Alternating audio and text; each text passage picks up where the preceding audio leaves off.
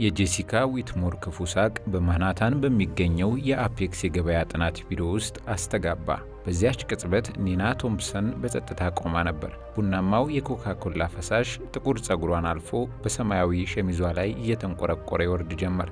ይቅርታ አለች ጄሲካ በውሸት የጸጸት ድምፅ። ስራ አስኪያጇ ባዶውን የኮካ ኮላ ጣሳ በኒና ጠረጴዛ ላይ ወርውራ በንቀት ፈገግ አለች። በቢሮው ውስጥ ጥቂት ሰዎች በሹክሹክታ ሲስቁ፣ ሌሎች ደግሞ በአፍረት ራሳቸውን ደፉ። ብራድ ሚቼል የተባለው የሥራ ባልደረባቸው አይፎን 15 ስልኩን አውጥቶ ትዕይንቱን በቪዲዮ እየቀረጸ ተመልከቱ ሲል ጮኸ። የኩባንያችን የብዝሃነት ቅጥር ውጤት የኮካ ኮላ ሻወር እየወሰደ ነው። ከጎኑ የነበረችው የሰው ኃይል ረዳት ሳማንታቹን በስልኳ ላይ በፍጥነት እየጻፈች ከት ብላ ሳቀች። ኒና ምንም ሳትንቀሳቀስ ቆማለች። ኮካው ከጸጉሯ እየተንጠባጠበ ለስብሰባ በጥንቃቄ ያዘጋጀቻቸውን ሪፖርቶች ያርሰው ነበር። በ29 ዓመቷ በነጮች በተሞላ ቢሮ ውስጥ ብቸኛዋ ጥቁር ተንታኝ ነበረች። ከገባችበት ከመጀመሪያው ቀን ጀምሮ እንደ ባዕድ ሲመለከቷት ኖረዋል። ጄሲካ ወደ እርሷ ተጠግታ በሹክሹክታ ችግርሽ ምን እንደሆነ ታውቂያለሽ ኒና? ቦታሽን አታውቂም። አንድ ትንሽዬ የመንግስት ኮሌጅ ዲግሪ ስላገኘሽ ብቻ ከእኛ ጋር በአንድ ጠረጴዛ መቀመጥ የምትችይ ይመስልሻል? አለቻት። ኒና የሚወረወርባትን የስድብ ቃል ሁሉን ችላ ብላ በጸጥታ ስልኳን አወጣች። እናትሽ ጋር ልትደውይ ነው ወይስ የኡበር ሹፌር ፍቅረኛሽ ጋር? ሲል ብራድ አላገጠባት፣ ካሜራውን ወደፊቷ እያስጠጋ። ነገር ግን እነዚያ 3 ባልደረቦቿ የማያውቁት አንድ ትልቅ ሚስጥር ነበር። ያቺ በንቀት በኮካ ኮላ ያጠቧት ሴት ተራ ሰራተኛ አልነበረችም። የሰው ኃይል መዝገቧ ላይ ያልተጻፉ ይህንን የተመረዘ የቢሮ ፖለቲካ የሚሻገሩ ግንኙነቶች ነበሯት። ቀጥሉ አለች ኒና በለሆሳስ ድምፅ፣ አንድ አጭር መልእክት በስልኳ ላይ እየጻፈች። የሕይወታችሁን ምርጡን ውሳኔ አሁን ወስናችኋል። ከዚያም ማንም አስተውሎት የማያውቀውን በእጇ ላይ ያጌጠውን ውድ የፓቴክ ፊሊፕ ሰዓቷን ተመለከተች። በትክክል በ15 ደቂቃ ውስጥ ሁሉንም ነገር ትረዳላችሁ። ታዲያ የአንድ ቢሊዮነር ሚስት ለምንድን ነው በዚህ ቢሮ ውስጥ ይህንን ውርደት በዝምታ የተቀበለችው? ከዚህ የኮካ ኮላ ሻወር ጀርባ ያለው እውነተኛ ጨዋታስ ምንድን ነው? የዛሬው ታሪካችን ጭምብሉ ሲወድቅ ስለሚገለጠው እውነት ነው። የኒና ዝምታ የድክመት ምልክት አልነበረም፣ የስልት አካል እንጂ። ከ6 ወራት በፊት ወደ አፔክስ የገበያ ጥናት ቢሮ ስትገባ በደስታና በተስፋ ተሞልታ ነበር። በማሳቹሴትስ የቴክኖሎጂ ኢንስቲትዩት በስኮላርሺፕ ተምራ በከፍተኛ ማዕረግ የተመረቀች ብሩህ ወጣት ነበረች። ችሎታዋና እውቀቷ በየትኛውም ቦታ ስኬታማ እንደሚያደርጋትም ታምን ነበር። ነገር ግን ከገባችበት የመጀመሪያው ሳምንት ጀምሮ ቀዝቃዛውን እውነት መጋፈጥ ጀመረች። ችግሩ የሥራው አስቸጋሪነት አልነበረም። ችግሩ የሰዎቹ ባህሪ ነበር። በስብሰባዎች ላይ ድንቅ ሐሳቦችን ስታቀርብ ማንም ትኩረት አይሰጣትም። ነገር ግን ከጥቂት ቀናት በኋላ ያው ሐሳብ በጄሲካ ወይም በብራድ አንደበት ሲነገር እንደ ታላቅ ፈጠራ በጭብጨባ ይደገፋል። ስህተት ስትሰራ ምንም ያህል ትንሽ ብትሆን በኢሜይል ለመላው ክፍል ይሰራጫል። ሌሎቹ ሲሳሳቱ ግን በሹክሹክታ ይታለፍ ነበር። ለምሳ ሰዓት ሁሉም ሰራተኞች አብረው ሲወጡ እርሷን ማንም አይጠራትም። ቀስ በቀስ ኒና እውነቱን ተረዳች። ችግሩ ስራው አልነበረም። ችግሩ መልኳ ነበር። በዚህ በነጮች በተሞላ የቢሮ ዓለም ውስጥ እርሷ የተለየች ነበረች። እናም ይህ ልዩነቷ እንደ ስጋት ተቆጠረ። በመጀመሪያዎቹ ሳምንታት ለመዋጋት ሞከረች። ሐሳቦቿ ሲሰረቁ ትከራከር፣ ኢፍትሐዊነት ሲደርስባት ትናገር ነበር። ነገር ግን ድምጿን በሰሙ ቁጥር የበለጠ ይገፏት ነበር። በጣም ስሜታዊ ነሽ፣ ነገሮችን ታካብጃለሽ እያሉ እርሷን እንደ ችግረኛ አስመሰሏት። ያኔ ኒና አንድ ነገር ተገነዘበች። ይህንን ጦርነት በግልጽ ጦርነት ማሸነፍ እንደማትችል። ባሏን ቢሊዮነሩን አሌክሳንደር ስተርሊንግን ልትነግረው ትችላለች። አንድ የስልክ ጥሪ ብቻ ሁሉንም ነገር ሊቀይር ይችል ነበር። ነገር ግን ኒና ይህንን አልፈለገችም። በሰው ስም ሳይሆን በገዛ ስራዋ መከበርን ትሻ ነበር። የአንድ ሰው ሚስት በሚል ስም ሳይሆን ብሩህ ተንታኝ በሚል ስም መታወቅን ትመኝ ነበር። ስለዚህ መከራከሩን አቁማ በዝምታ መስራት ጀመረች። ነገር ግን ዝምታዋ የእጅ መስጠት ምልክት አልነበረም። እያንዳንዱን በደል ሲደርስባት በጸጥታ ተመዘግበው ነበር። ሐሳቧን ሲሰርቁ የመጀመሪያውን ኢሜይሏንና ቀኑን ታስቀምጣለች። የሚያዋርድ ነገር ሲናገሯት ንግግሩን በስውር በስልኳ ትቀዳለች። ከምሳ ሲያገሏት የቢሮውን የጸጥታ ካሜራ ቪዲዮ ኮፒ ታስቀምጣለች። ለ6 ወራት ኒና ዝምተኛ ሰለባ መስላ መረጃዋን በጸጥታ ሰበሰበች። እያንዳንዱን የንቀት ቃል፣ እያንዳንዱን የስድብ ኢሜይል፣ እያንዳንዱን የማግለል ተግባር መዘገበች። እነርሱ በየቀኑ በንቀት ሲስቁባት እርሷ የውድቀታቸውን መዝገብ ትጽፋለች።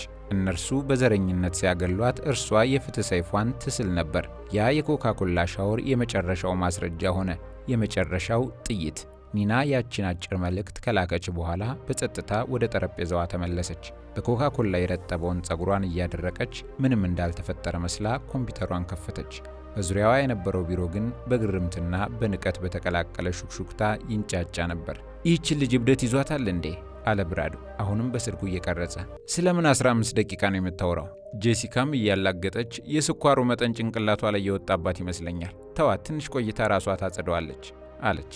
ሳማንታ ግን ከሌሎቹ በተለየ የሆነ ያልተለመደ ነገር ተሰምቷት ነበር። የኒና እርጋታ አስፈራት። በዓይኖቿ ውስጥ የተሸናፊነት ሳይሆን ሊመጣ ያለውን ነገር በትክክል የሚያውቅ ሰው ጽናት ነበር። ደቂቃዎች እንደ ሰዓታት እየረዘሙ አለፉ። የቢሮው ጫጫታ ቀስ በቀስ ወደ ነበረበት ጸጥታ ተመለሰ። ጄሲካ እና ጓደኞቿ ስለ ምሽቱ እቅዳቸው እያወሩ ይስቃሉ። የኮካ ኮላው ክስተትም የተረሳ ይመስላል። 14ኛው ደቂቃ ላይ በቢሮው ጥግ ላይ የነበረው የግል ሊፍት ብርሃኑን አበራ። ይህ ሊፍት ተራ ሊፍት አልነበረም። ይልቁንም የኩባንያው የቦርድ ዳይሬክተሮችና ዋና ስራ አስፈጻሚው ብቻ የሚጠቀሙበት በቀጥታ ወደ 42ኛው ፎቅ የሚወስድ እንጂ። የሰራተኞቹ ሁሉ አይን ወደዚያ ዞረ። የሊፍቱ በር በለሆሳስ ድምፅ ተከፈተ። በመጀመሪያ 3 ጥቁር ሱፍ የለበሱ ግዙፍ የጸጥታ አስከባሪዎች ወጡ። ፊታቸው ምንም አይነት ስሜት የማይነበብበት እንደ ድንጋይ እየጠጠረ ነው። ከኋላቸው አንድ ረጅምና ግርማ ሞገስ ያለው ሰው ወጣ። የለበሰው ቶም ፎርድ ሱፍ በቢሮው ውስጥ ካሉት ሰራተኞች የዓመት ደሞዝ በላይ የሚገመት ነው። እርምጃው የኃይልና የስልጣን ነበር። አሌክሳንደር ስተርሊንግ ይባላል። የስተርሊንግ ኢንተርፕራይዝ ዋና ስራ አስፈጻሚና ሊቀመንበር፣ የከተማው ኃያል ሰውና የኒና ቶምፕሰን ባለቤት ነው። የአሌክሳንደር ድምፅ የቢሮውን ጸጥታ እንደ ሰይፍ ሰነጠቀው። ኒና ደህና ነሽ? የጄሲካ የብራድና የሳማንታ ሳቅ በጉሮሯቸው ውስጥ ተሰንቅሮ ቀረ። አሌክሳንደር ቢሮውን ሲቃኝ ፊቱ ላይ የነበረው የስጋት ስሜት ወደ ቀዝቃዛ ቁጣ ተለወጠ። የሚወዳት ሚስቱ በኮካ ኮላ ርሳ ጸጉሯ ተበላሽቶ በውርደት ቆማ ነበር። በዚያች ቅጽበት እነዚያ 3 ሰዎች መስመር እንዳለፉ ገባቸው። ጄሲካ አሁንም በድንጋጤ ውስጥ ሆና ማንነቱን ሳታውቅ ይቅርታ፣ አንተ ማን ስለሆንክ ነው ወደ ቢሮአችን ዘው ብለህ የምትገባው? አለች። አሌክሳንደር ኒናን ከጀርባው ከልሏት በቀጥታ ወደ ጄሲካ ተመለሰ። የተሳሳትሽው እዚህ ጋር ነው አለ ድምፁ እንደ በረዶ ቀዝቅዞ። ይህ የእናንተ ቢሮ አይደለም፣ ይህ የኔ ቢሮ ነው። ብራድ የያዘውን አይፎን ከእጁ ላይ ለቀቀው። ስልኩ በእብነ በረዱ ላይ ወድቆ ተሰበረ። ሳማንታ በፍርሃት እየተንቀጠቀጠች በስልኳ ላይ ጎግል አደረገች። ውጤቱ የልቧን ምት ሊያቆመው ደረሰ። አሌክሳንደር ስተርሊንግ የተጣራ ሀብት $7.8 ቢሊዮን። በዚያች ቅጽበት የአፔክስ የገበያ ጥናት ቢሮ ወደ ድንገተኛ የፍርድ አዳራሽ ተለወጠ። አሌክሳንደር ስተርሊንግ በንዴትና በቁጣ በተሞላ ድምፅ ጸጥታ ሲል ጮኸ። እነዚህን 3 ሰዎች ከህንጻው አስወጧቸው ሲል ጋርዶቹን አዘዘ። ጄሲካ አሁንም በድንጋጤ ውስጥ ሆና ይቅርታ፣ አንተ ማን ስለሆንክ ነው እንዲህ የምታዘው? ስትል ተሟገተች። እኔ ማን መሰልኩሽ? አለ አሌክሳንደር በምሬት ፈገግ እያለ። እኔ የዚህ ኩባንያ ዋና ባለ ድርሻ የስተርሊንግ ኢንተርፕራይዝ ሊቀመንበር ነኝ። ይህ የኔ ቢሮ ነው። ይህ ቃል በቢሮው ውስጥ እንደ ቦምብ ፈነዳ። የሳማንታ ፊት እንደ ወረቀት ነጣ። ያኔ ኒና ከ6 ወራት በኋላ ለመጀመሪያ ጊዜ ድምጿን አሰማች። ፊቷን እያጸዳች በረጋ ድምፅ እንዲህ አለች። ችግሩ ይሄ ነው። ሰዎችን በውጫዊ ገጽታቸው ስትመዝኑ እውነተኛ ማንነታቸውን ለማወቅ በፍጹም አትሞክሩ።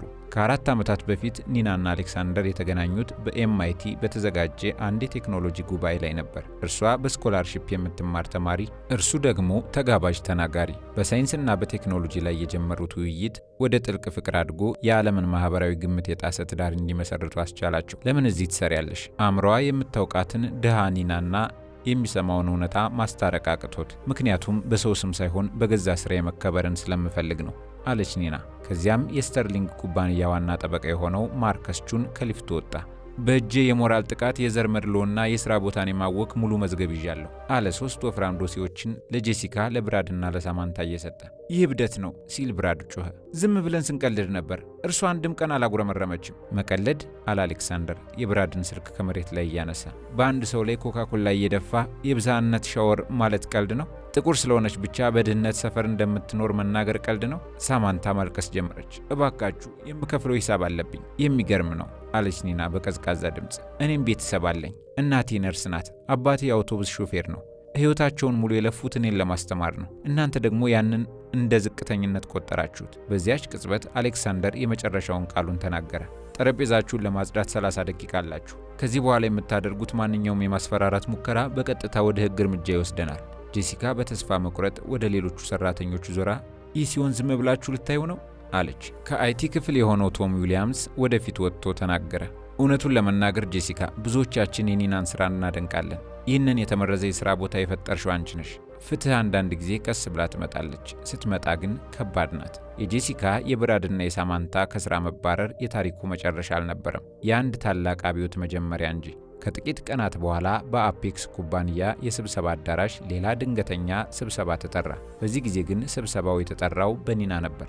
ይህ ኒና ለ6 ወራት በስውር ስትሰራው የነበረው የገበያ ጥናትና በአርቲፊሻል ኢንተለጀንስ አማካኝነት ሊለወጥ የሚችል አዲስ አልጎሪዝም ነበር። እናንተ እኔን በማዋረድ ጊዜያችሁን ስታጠፉ፣ አለች ኒና በጸጥታው አዳራሽ መሃል ቆማ። እኔ የዚህን ኩባንያ የወደፊት ጊዜ የሚቀርጽ ቴክኖሎጂ እየፈጠርኩ ነበር። ከዚያም የመጨረሻው ምት መጣ። ይህ ፕሮጀክት በግል ስሜ ፓተንት የተደረገ ሲሆን የንግድ መብቱ በሙሉ በስተርሊንግ ኢንተርፕራይዝ ተገዝቷል። ይህ ማለት አፔክስ ኩባንያ ይህንን ቴክኖሎጂ ለመጠቀም ከፈለገ ለኒናና ለባሏ ኩባንያ በሚሊዮን የሚቆጠር ዶላር መክፈል ነበረበት። ጄሲካ በንዴት እየተንቀጠቀጠች ይህ ዝርፊያ ነው ስትል ጮኸች። ዝርፊያ? አለች ኒና በቀዝቃዛ ድምፅ። ዝርፊያ ማለት የአንድን ሰው ሐሳብ ሰርቆ በራስ ስም ማቅረብ ነው። እኔ ያደረግኩት የገዛ ስራዬን መጠበቅ ነው። ከዚያም የበቀሏን ጣፋጭነት ገለጠችላቸው። ከዚህ ፕሮጀክት የሚገኘው ትርፍ በሙሉ በጸጥታ ወደ ኒና ቶምፕሰን ፈንድ ይሄዳል። ይህ ፈንድ ለጥቁር ወጣት ሴቶች በቴክኖሎጂ መስክ የስኮላርሺፕ ድጋፍ ያደርጋል። የመነሻ ገንዘቡም እናንተ ሶስታችሁ በኩባንያው ውስጥ ያላችሁ ድርሻ በግድ ተሸጦ የሚገኘው ይሆናል። በዚያች ቅጽበት ጄሲካ፣ ብራድና ሳማንታ የጥፋታቸውን ጥልቀት ተረዱ። ስራቸውን ብቻ አልነበረም ያጡት፣ ሀብታቸውንም ስማቸውንም ጭምር እንጂ።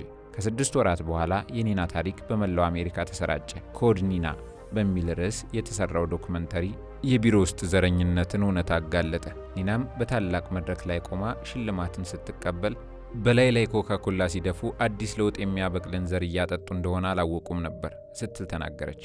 ታሪኳ ብዙዎችን አነሳሳ። እርሷ የፈጠረችው ኢኩሃየር የተባለው አፕሊኬሽን እንደ ማይክሮሶፍት እና ጉግል ያሉ ታላላቅ ኩባንያዎች የቅጥር ስርዓታቸውን ከዘረኝነት እንዲያጸዱ አስገደዳቸው። ጄሲካ በየትኛውም ኩባንያ ስራ ማግኘት ተስኗት ስሟ ጠፋ። ብራድ ያፌዘበት የነበረው ስራ ብቸኛ የእንጀራ ገመዱ መሆኑን ተረዳ። ሳማንታ ደግሞ ከከተማ ርቃ የማህበራዊ ሚዲያ አካውንቶቿን ሁሉ ዘግታ በጸጥታ ትኖር ጀመር። ኒና በመጨረሻው ንግግሯ እንዲህ አለች። ይህ በቀል ነው ወይ ብለው ይጠይቁኛል። እኔ ግን ፍትህ ነው ላለሁ። በቀል ያጠፋል፣ ፍትህ ግን ይገነባል። እኔ ያንን እያንዳንዱን የኮካኮላ ጠብታ አንድን ሙሉ ስርዓት ለመለወጥ እንደ ነዳጅ ተጠቀምኩበት። ምክንያቱም ታላቁ አብዮት አንተን የጨቆኑትን ማጥፋት አይደለም። ታላቁ አብዮት ሌሎች እንደ አንተ እንዳይጨቆኑ መሰላል መገንባት ነው። በመጨረሻም ዘረኝነት የሚያጠፋው ሰለባዎቹን ብቻ አይደለም፣ በዋናነት የሚያጠፋው ራሳቸው ዘረኞችን ነው። ኒና ይህንን እውነታም ለዓለም አሳየች።